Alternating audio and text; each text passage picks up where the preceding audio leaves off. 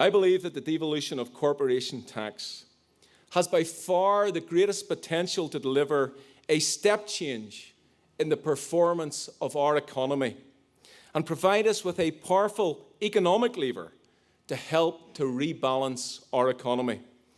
The Prime Minister himself acknowledged last week that we have made a compelling argument for devolution. It won't on its own be a silver bullet. Of course, we must ensure that our own skills base, our own innovation, our research and development base is sufficiently developed to support and drive out the maximum benefit from a lower rate of corporation tax. We've always known that, and it's reflected in the economic strategy. But let me turn to access to finance, an area that's vitally important to many local businesses and one where we have seen positive progress over the last year, particularly through the work of the Joint Ministerial Task Force in terms of access to finance. For some, there had been concerns that constrained access to finance was holding back the economic recovery. However, recent data published by the British Bankers Association has indicated that the lending improvement in Northern Ireland is now improving. New small to medium enterprise borrowing in the first quarter of 2014 was £349 million. And this increased to £408 million in the second quarter. This was the highest quarterly amount recorded in this new data series, almost one-third higher than in the same quarter a year earlier. The approval rate for small to medium enterprise loans also remains high, with 9 out of every 10 applications being approved. The different structure, the ownership and the size of our banks in Northern Ireland has had an impact on our ability to participate in national initiatives, meaning the take-up and effectiveness in past years has been somewhat limited. The Economic Pact's Joint Ministerial Task Force has been given focus to this issue. Through the task force, we have been stressing how important it is that national policymakers consider Northern Ireland as they bring forward banking and access to finance initiatives. Good progress is being made. Northern Ireland's share of recent business bank-supported finance is improving, and I'm also pleased that Northern Ireland institutions have been involved in discussions on the design of new initiatives to be implemented, such as the Wholesale Guarantee Programme. An application has also been submitted to the Business Bank's investment programme, which, if successful, will see a fund established to help businesses faced with a property debt overhang. It's a clear example of how we can use the opportunities that are being made available to us to address some of the unique challenges that are faced by you, our local businesses. Let me turn to the level of business rates. Another area where we're working in supporting local business, and one which I've no doubt that you are familiar with, is through our non-domestic rating system. While business rates are an important source of revenue for the executive, I believe that we also have been successful in targeting rate relief where it has been most needed. Indeed, in terms of business rates, the executive has already shown that it is prepared to take steps, many of which have led the way in the UK, in tackling a range of issues. There are several rate relief schemes currently in place to help businesses in what we know to be difficult times. These include small business rate relief, industrial derating, empty shop rates concession, and empty property rate relief. More than 50% of businesses now receive some form of relief through the rating system. Minister Hamilton has also confirmed the continuation of the Small Business Rate Relief Scheme for 2015-16, which will provide £20 million of support to thousands of Northern Ireland's small businesses. And I believe in keeping as much money as possible in people's pockets. Taking it from them, it might give us some short-term public spending satisfaction. But the impact on consumer confidence and economic recovery should not be dismissed. Keeping lower taxes, the local taxes, lower rather than higher, I believe is the right thing to do to sustain consumer confidence and build on what we know to be a fragile recovery. Let me turn to removing the red tape in public procurement. The Department of Finance and Personnel is putting a lot of effort into simplifying the public procurement process. And one of my key messages to you tonight is this: government is open for business. I want you to know that you can compete for public sector tenders, something that I know that many of you are already doing very successfully. Over half of all of our contracts, that equates to more than 1,500 contracts a year, are won by businesses with up to 50 employees. Central Procurement Directorate within DFP has been working alongside industry to address problems and to deliver real improvements in the public procurement process. New terms and conditions for supplies and services contracts have been standardised across central government procurement, so you only need to read the contract terms once. Liability and insurance requirements have been reduced to make them more proportionate to the risks that are involved. And a new online procurement portal will come on stream next year with new features to make things easier for bidders. Moreover, a new European directive is to be implemented next year. It contains increased flexibility for buyers and measures to speed up and to simplify the process and remove some of the barriers that you as small businesses face.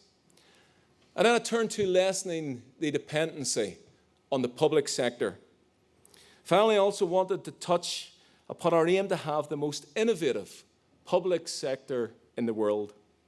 The Executive is keen to promote a flexible, innovative private sector in Northern Ireland, so I believe that we must practice what we preach.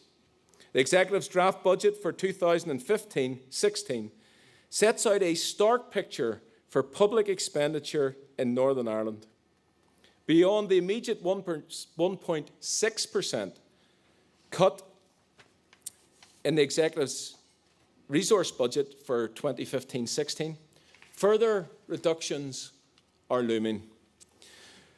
Projections from the Office for Budget Responsibility show that we can expect our resource budget to fall by a further 13% in real terms by 2019. In this context of public spending pressures, the need is greater than ever before to renew, to redesign, to rethink, to restructure, and to reform our government. We have no choice.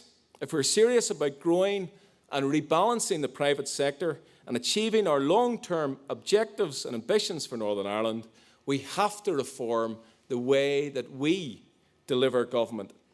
And that's where you come in. The public sector cannot achieve this single-handedly. Partnership is key. We must work with and learn from the private sector about how to meet the needs and the expectations of a diverse range of service users more innovatively and more efficiently. Many positive working relationships are already in place across the public, private, voluntary, community and social economy sectors. These combine expertise and effort to help bridge the gap between the service deliverers and the citizens that they serve. Such partnerships produce valuable lessons that have been learnt and adapt and apply best practice in their daily work activities to meet the specific needs of the Northern Ireland citizens. I'm going to close now. That Department of Finance and Personnel is terribly long-winded, but I have to deliver what they give me. You know?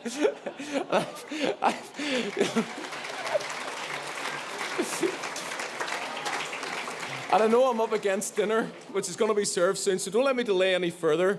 But in closing, can I reiterate my congratulations to the businesses that have been nominated for award tonight, and to wish you all in the best and your future endeavours. I hope you all enjoy the rest of tonight. Thank you, sir.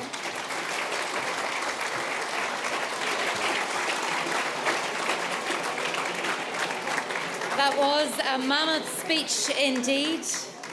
A lot of looking towards the future, but definitely a lot of optimism there. So I do hope that he's right. Thank you very much to Jonathan Bell, MLA.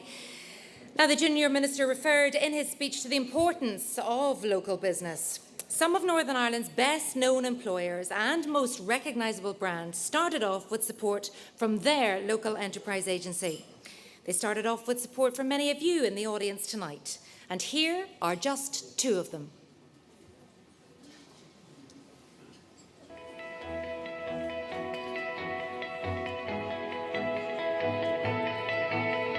I started Armstrong Medical in 1984 from home, and then fairly quickly after that moved into the local Causeway Enterprise Agency.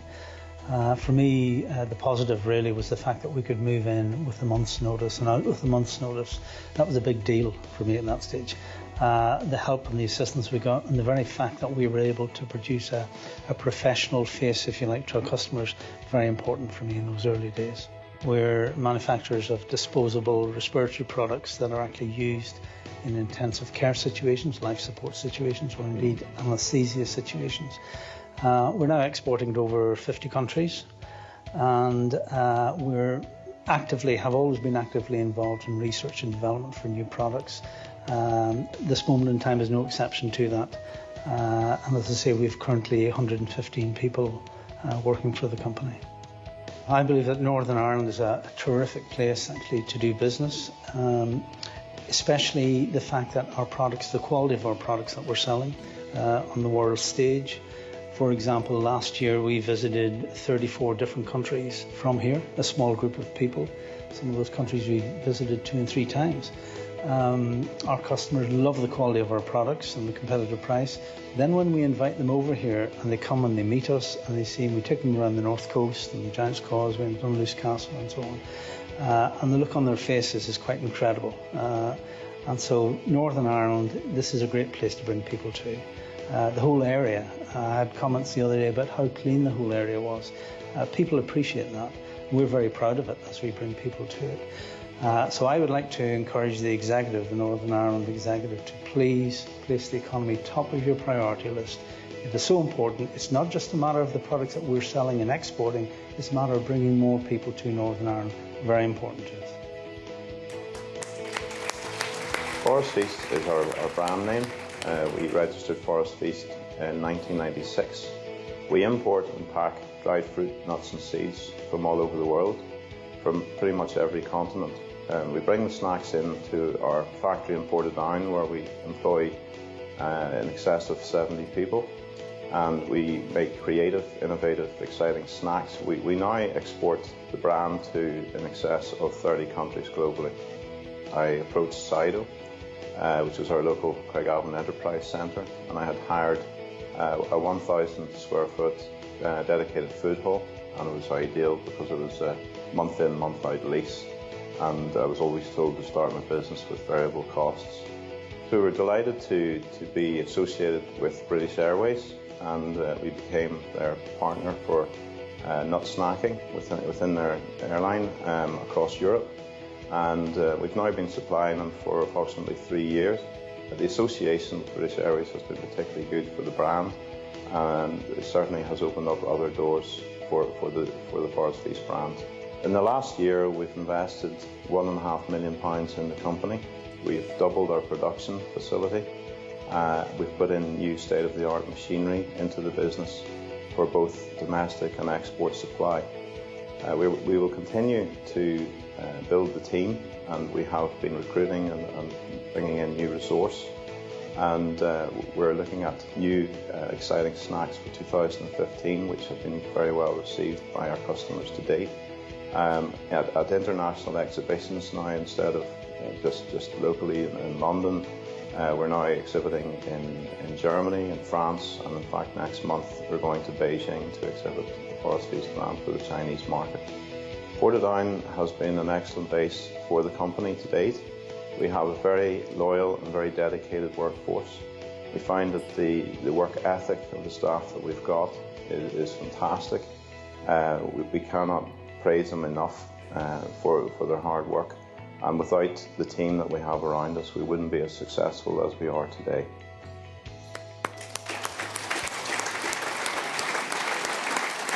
Two fantastic Northern Ireland businesses, and each started at their local enterprise agency, and we are delighted to have both John Armstrong and Michael Hall with us this evening. So could I ask you now, if you can, please be upstanding and give them a round of applause.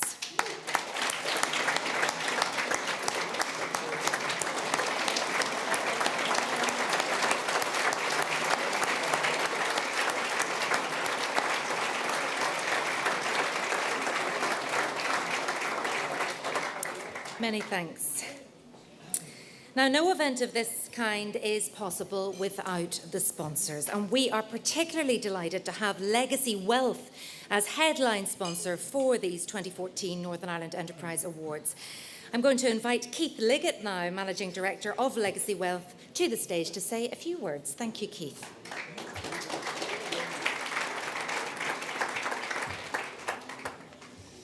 Good evening, everyone. The dreaded sponsor speech. And I'm well aware I'm the last speech before you and what I enjoy, food. I want to pitch this right, so I asked a friend who does a lot of speeches for some advice. And he said to me, a good speech should be like a comet. Dazzling, eye-opening. I'll let you be the judge of that. Wouldn't be holding out too much hope. But more importantly, over before you know it. And I'm sure that's what you all want today. I usually would be sitting down and take a table at these things, and I don't know if anyone's doing this tonight, but we would usually run a sweepstake to see how long the speech would go.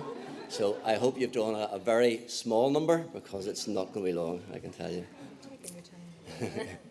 So I am Keith Liggett, Managing Director of Legacy Wealth, and probably more importantly for the people in the room, I'm also an equity owner. And that means that I understand the pressure that businesses are under, and all our staff are aware of that, and that's why we're so successful in the space that we work in. We started in 2008, we bought the company at the height of the recession, which was a brilliant buy. We have worked through it, and we are now 3 times the size that we started in 2008. But like most of you, we do understand the pressure that's involved. And for me, that doesn't change. I know there's some large companies in the room and some startup companies. We look after all companies. And the common theme is the pressure. It just changes what type of problems that you're dealing with. What we do is basically support both companies and directors through those times.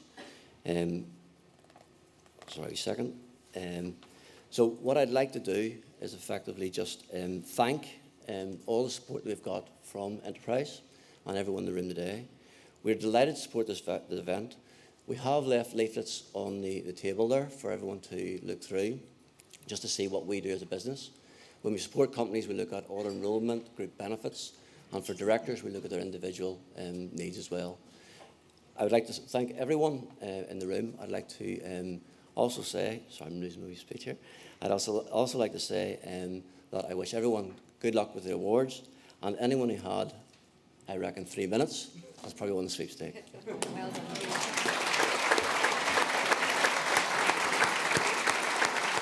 Well done to Keith Liggett there, and our principal sponsor this evening. Thank you for your sponsorship.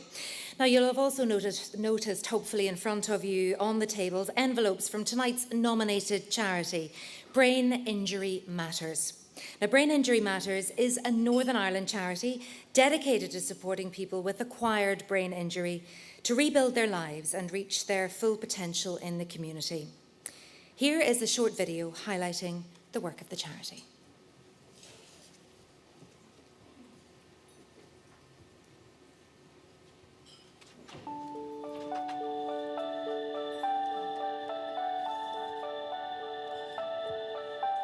I was sitting in a car one day on the way to work in a traffic jam, and somebody just accelerated behind me and rammed the car. I can't remember much more about that, but at some stage my head obviously received a bang. It was caused by 3 blood clots that went up into my brain, and I ended up in intensive care. It was a road traffic accident. So it was driving too fast in a bad mood. I don't know what hit me. Just fell down all the steps. I was run over by a car, RTA, road traffic accident. I was thrown across the roof of the bonnet of the car.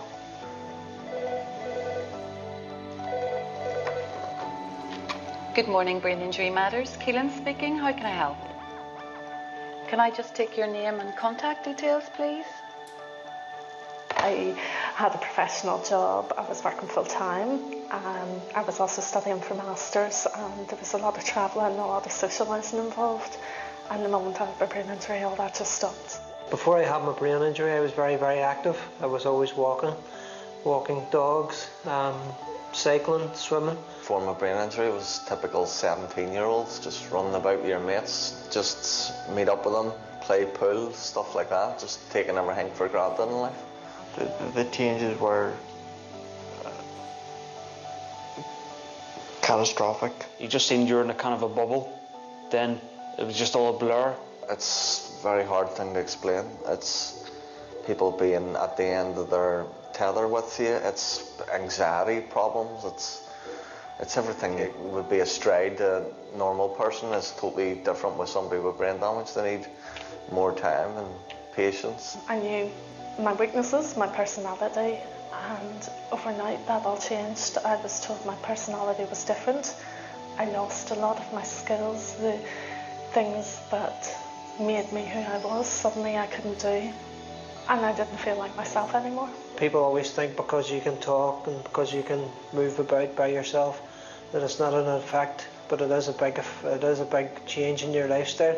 A girl phoned me and told me about this place, and she came with me that day, the first day that I came, and I've been here 2 years now. Getting involved at first was quite hard.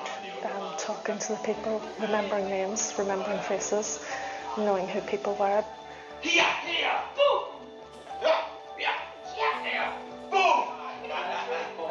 It helped me socially, to kind of develop my social skills and develop my self-confidence. They didn't care what you looked like or whatever. They build the confidence up. You meet people, have a laugh.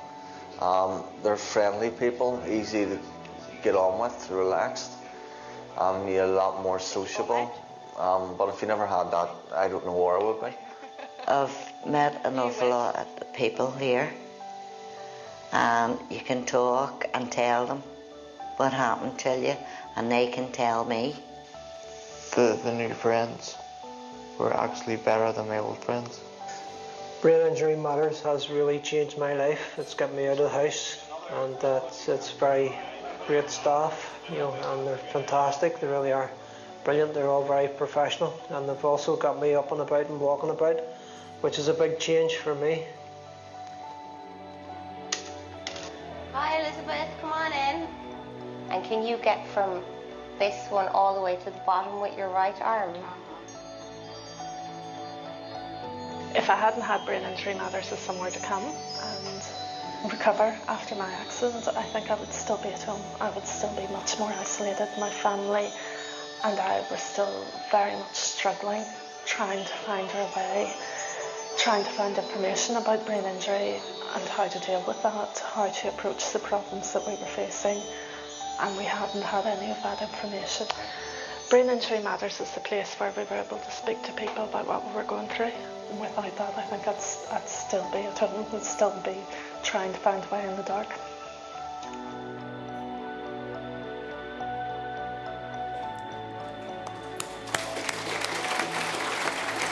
A very powerful video. And I'm sure you'll agree with me that Brain Injury Matters is doing great work in helping brain injury survivors across Northern Ireland. That's why we'd ask you tonight if you could please give generously and place lots of money into those envelopes on your table. The envelopes will be collected during dinner and placed into a raffle for 2 superb prizes. And the first prize is an iPad Air. The second prize is a Kindle Fire. So all the more reason now tonight to pop those notes in the envelope. Please do write your name clearly on the envelope also. Okay, that is it from me for now. Dinner is served. I'll see you later.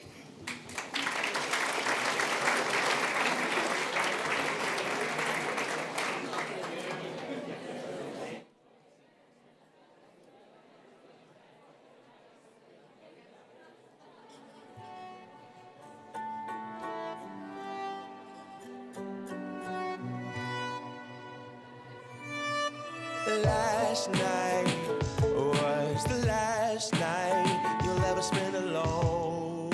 Perhaps we should give a round of applause to the chefs in the kitchen and the wonderful service for that delicious dinner. Now, I've invited to the stage now, ladies and gentlemen, Fiona McCabe, Chief Executive of Brain Injury Matters, as we're going to do the draw. So listen up, you don't want to miss out on the chance to win an iPad Air or a Kindle Fire. So when I have your attention, I'll get very bossy now. I will ask Fiona to draw out of the box that Jennifer is holding. Uh-oh, it's going to be a long night. Okay, so the first prize, ladies and gentlemen, of the iPad Air. First prize goes to Mark Sterrett. Mark Sterrett. Would you like to come up and claim your prize? Well done to Mark. Mark here. For the iPad Air. Is Mark on his way up? Oh, right. Oh, God. That's even better, isn't it? Stay where you are. Relax. Okay, the second prize is a Kindle Fire. Second prize goes to Joanne Maxwell.